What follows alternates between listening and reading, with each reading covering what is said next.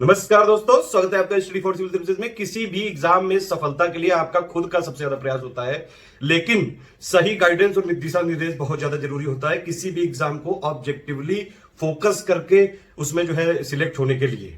ठीक है, study for civil services का कंट्रीब्यूशन रहा है, ऐसा ही टॉपर्स मानते हैं। बाकी आप इनकी स्ट्रेटेजी सुनिए, कैसे उन्होंने तैयारी की, क्या क्या चीजें पढ़ी, कैसे यूपी पीसीएस में सफलता पाई। ऑल द बेस्ट, जय हिंद। फ्री वीडियो के लिए चैनल को तुरंत सब्सक्राइब कर लीजिए और नोटिफिकेशन को जरूर ऑन कर लेना। हमारा फ्री वाला टेलीग्राम ये वाला ग्रुप जरूर से जरूर ज्वाइन कर लीजिएगा। हेलो एवरीवन, मेरा नाम नीलू सिंह है। मैं जौनपुर डिस्ट्रिक्ट की रहने वाली हूँ। यूपी पीसीएस 2018 में मेरा selection cane inspector and assistant sugar cane commissioner की पोस्ट पर हुआ है। मैंने अपनी education schooling children college Azamgarh से की है और ग्रेजुएशन दिल्ली यूनिवर्सिटी से किया है। मैंने अपना ग्रेजुएशन 2015 में कंप्लीट किया था। इसके बाद 1 साल तक मैंने दिल्ली में ही रहकर आईएएस की प्रिपरेशन की, बट कुछ हेल्थ इश्यूज़ की वजह से मैंने 2016 में घर शिफ्ट कर लिया था। इसके बाद मैं सेल्फ स्टडी ही करती थी। मेरी जर्नी कुछ 4-4.5 साल की रही और इस जर्नी में स्टडी फॉर सिविल सर्विसेज का एंड स्पेशली ज्ञान सर का बहुत बड़ा योगदान रहा।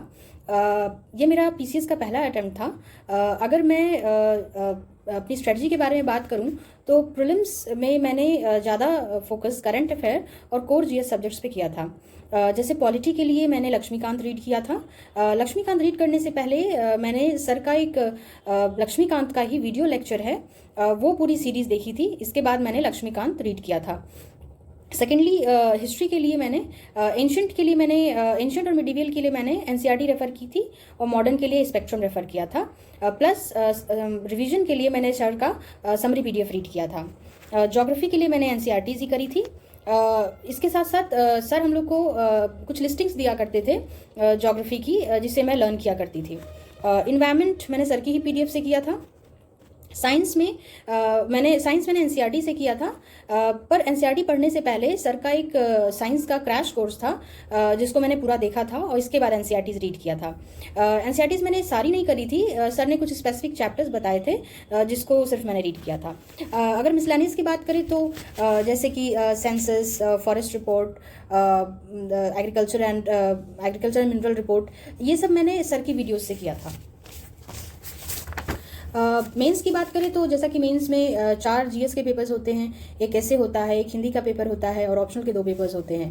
तो जीएस के पेपर फर्स्ट में जो हिस्ट्री और ज्योग्राफी का पार्ट था वो मैंने एनसीईआरटी से किया था, जो कि सेम था जो प्रीलिम्स में पढ़ा था।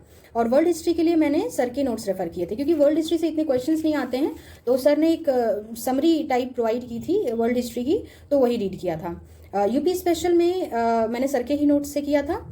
मिसलेनियस जो पार्ट था वो मैंने इंटरनेट से छोटे छोटे नोट्स बना लिए थे। पेपर सेकंड में जो पॉलिटी का पार्ट था वो तो मैंने लक्ष्मीकांत से किया था, फिर वही सेम था जो प्रीलिम्स में पढ़ा था।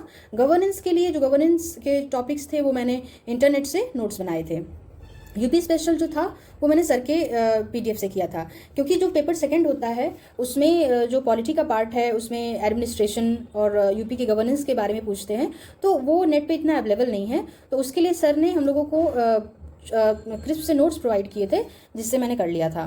पेपर 4 जो एथिक्स का है उसके लिए मैंने डीके बालाजी की बुक पढ़ी थी। एथिक्स की बुक इनकी आती है, और जो कुछ छोटे छोटे टर्म्स होते हैं, कॉन्सेप्ट्स जो होते हैं कुछ, वो मैंने सर की पीडीएफ से किया था। ऐसे की बात करें तो ऐसे की कोई स्पेशल प्रिपरेशन नहीं की थी, बल्कि कुछ 6-7 ऐसेज हमने सर से लिखकर करेक्ट करवाए थे। हिंदी मैंने अजीत सर की गाइडेंस में किया था, जो कि स्टडी फॉर सिविल सर्विसेज की ही फैकल्टी हैं। अजीत सर हमें कुछ टेस्ट लिखवाया करते थे, जिसे जब हम लिखकर सेंड करते थे तो वो उसको इवेलुएट करते थे कि हाँ कहाँ गलतियाँ हम कर रहे हैं या कहाँ इम्प्रूवमेंट हो सकती है। अगर मैं ऑप्शनल की बात करूँ तो वो मैंने क्योंकि मेरा ऑप्शनल पीएसआईआर था, तो वो मैंने शुभ्रा रंजन मैम के नोट से किया था। क्योंकि मेरा ग्रेजुएशन भी पॉलिटिकल साइंस ऑनर्स में ही था, तो उसके लिए मैंने कोई टेस्ट सीरीज़ नहीं ज्वाइन की थी, बल्कि यूपी पीसीएस के ही पास्ट 5 to 10 ईयर्स के क्वेश्चन पेपर्स लिए थे और उनको 2-2, 3-3 क्वेश्चन्स में लिखती थी। जो स्टैटिक पार्ट था उसको तो मैंने एज इट इज़ मैं क्वेश्चंस उठा लेती थी और उसको मैं लिखा करती थी, और जो नॉन स्टैटिक पार्ट था वो जो भी करंट में डेवलपमेंट्स होते हैं उनको मैं उनके नोट्स बनाया करती थी। आईआर वाला जो पार्ट था उसमें कुछ वेबसाइट्स हैं, जैसे ORF है और द प्रिंट है, इन सब वेबसाइट से मैं मटेरियल कलेक्ट किया करती थी। मैं अपनी सफलता का श्रेय अपनी फैमिली, अपने फ्रेंड्स और ज्ञान सर को देना चाहूँगी, जिनके सपोर्ट के बिना मैं शायद यहाँ तक नहीं पहुँच पाती। यूपीपीएससी के एस्पिरेंट्स को जो सफल हुए हैं, मैं उनको कॉन्ग्रेचुलेशन बोलना चाहूँगी, और जो किसी भी कारणवश असफल रहे उनको मैं यही कहना चाहूँगी कि कभी हिम्मत नहीं हारिएगा, क्योंकि अगर आपके पास हार्ड वर्क और पेशेंस ये दो चीज़ें हैं तो कोई भी चीज़ ऐसी नहीं जो आप अचीव नहीं कर सकते। हाँ, थोड़ा समय लग सकता है, सबकी जर्नी अलग अलग रहती है, किसी को सक्सेस जल्दी मिल जाती है, किसी को थोड़ा वक्त लग सकता है, लेकिन अल्टीमेटली मिलती है। अगर किसी ने ऑनेस्ट एफर्ट किया है तो कभी वेस्ट नहीं जाता है। और बाकी एस्पिरेंट्स को मैं ऑल द बेस्ट बोलना चाहूँगी यूपीपीएससी 2020 के लिए।